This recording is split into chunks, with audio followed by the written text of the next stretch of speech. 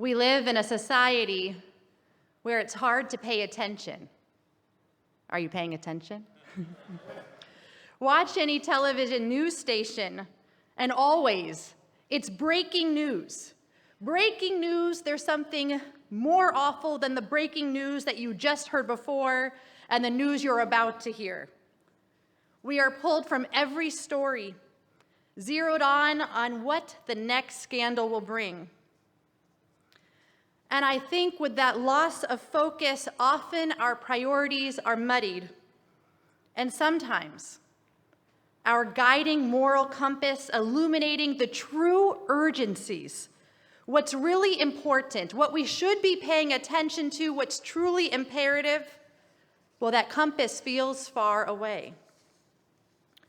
You know, the Torah reminds us why human beings were created. In Breshit, human beings are put in the Garden of Eden, le'ovda u'lifshomra, to cultivate this earth and to protect it. The Or HaChaim, an 18th century Torah commentator, says, you know what, I think this statement is a little odd, because does God really need human beings to protect God's creation? Why does God need us at all? No, says the Torah commentator, that's not the point at all. Rather, today, when we hear about Gan Eden, when we hear about the Garden of Eden, we are supposed to look at the garden as an example of the building of a spiritual environment. What it might mean for all of us to build spiritual environments, to tend to our many worlds, to tend to our many gardens, to tend to our world in the way that Adam and Eve perhaps should have, because their actions, their positive actions would have contributed to the well-being of the garden, and well, we know that their negative choices led to their never seeing the garden again. And so this morning, I am compelled to ask the questions that maybe Adam and Eve forgot to ask. And maybe if they did ask the following questions, the trajectory of their story would have looked very different. So listen to the following questions. For whom? For whom are we tilling and protecting our garden? For whom are we building spiritual environments? When we feel as if we have lost our focus, when it's unclear what's most important, when we are pulled in every single direction, the Torah begs us to go back to the beginning of creation and ask ourselves the question, how do the choices that we make in this world define the world that we are building? Yes, for ourselves, but more importantly, for future generations. Now, those choices are far from easy to make. Look at the Parsha this morning. The tribes of Reuben and Gad are trying to negotiate with Moshe about entering the Holy Land. Almost like any children, they're begging for independence. And so they say to Moses, leave us alone and listen to our priorities. Listen to what we're going to do, our to-do list. First, Moshe, our plan is to build sheep pens for our flocks and then build towns for our children. And Moses says, okay, you deserve your independence, but listen to what you said. Go ahead, be your individual tribes, but please do the opposite of what you said to me. First, build towns for your children, and then build sheep pens for your flock. In other words, Moses was guiding them. You have your priorities out of order. When we are tasked to create a home that is rooted in faith, that's anchored in Torah, when we are tasked to build spiritual homes and environments for our families, for our synagogue, for our community, before we do anything else, we must ask the question, for whom do you till and guard this garden? Moses was asking the same thing of the Reubenites, of the Gadites. Who comes first? What comes first? Your children or your things? And as we make those choices, we must ask the question, who is watching? Educators Ellen and Peter Allard recall the following story. When their own children were young, they took a walk through a cemetery, and they were looking for a gravestone of a relative. Their then 8-year-old noticed that the gravestones that they passed didn't describe how much money those people had, what colleges they attended, or the size of their homes. But the child was enthralled with the words on the gravestones. Beloved son, beloved mother, beloved father, beloved grandparent, beloved wife. The child couldn't help but note who these people were to someone else. That seemed more important than any other priority. Because gravestones usually offer descriptions of how we relate to other people. We are remembered by who watches our examples and who observes our deeds. Who do we impact? Whose lives do we touch? For whom do we till and guard our garden? Now, I think we build those spiritual environments in 2 different ways. First is through the actions we take and the words we use.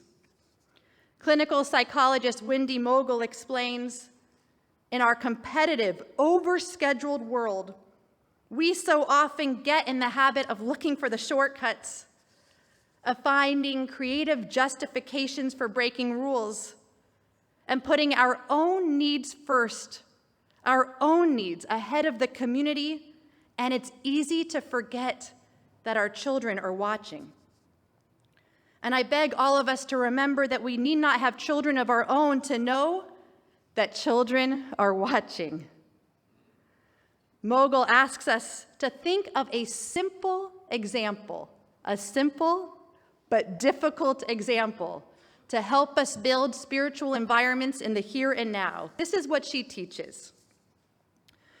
She says that a parent must lay down their phone when greeting their child. And I'll add, when greeting any person, that the laws of derech eretz, the laws of civility, state that when we are in public, we should try to greet others as soon as we spot them, lest they think that you're ignoring them or avoiding them. And she writes, the person in front of you, most of all your child, deserves that same consideration. And I love the imagery she gives us. She says, think of the phone as a snake in the Garden of Eden. It's an alluring temptation to always connect. But guess what? The caller knows how to leave a message. But I'd say here's the next step in nourishing a spiritual environment. If you don't answer the phone immediately, your child or the other person gets a message too. She tells us that the child or the person realizes that you are letting them know that you take precedence. You take precedence before any other activity. Like I said, simple but difficult. And that's a priority that we can choose right now. But I want you to know when you choose that priority, we're also cultivating spiritual environments for generations we will never see. Perhaps you remember the story about Honi. In the Talmud, we're taught that Honi was walking along a road and he was confused because he saw another gentleman planting a tree. And Honi was bewildered because he noticed that the tree was a carob tree. And we're told for carob trees, for them to bear fruit, it takes about 70 years. And so Honi went up to the man and said, I hate to say this to you, but you know that tree you're planting, I have a feeling that you're not going to live another, he wasn't trying to be rude, but said, I have a feeling you're not going to live another 70 years. You will never see the fruit of that tree. And this man looked back at him and smiled a very sad smile and said, you're missing the point. You know, when I was born into this world, I found carob trees planted for me by my father and my grandfather. Just as they planted trees for me, I plant for generations I may never see. Someone planted for me, and I will plant for someone else.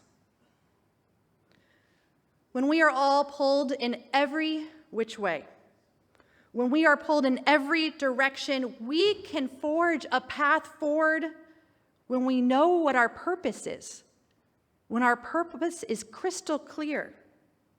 Someone planted for us, and we are meant to plant for someone else. Audrey Hepburn said, "To plant a garden is to believe in tomorrow." We can make it a priority to till and protect the gardens that are ours, our family, our synagogue, our community. This is a world that can be entrenched with derech eretz, with respect and civility. In the Garden of Eden, God asks Adam the question, "Ayeka, where are you? Where are you?" And I believe that when we spend our lifetimes planting spiritual anchors for generations to come, it may be easier to say, Hineni, God, I'm not lost. I'm not hiding. I'm right here. I pray this morning that each of our gardens flourish through the choices we make. Seeds planted for our children that, God willing, will bloom and God willing will grow. And one day, it just might say, breaking news. Past generations have worked to ensure the gift of a brighter tomorrow. And I believe that is something that deserves our attention. Shabbat Shalom.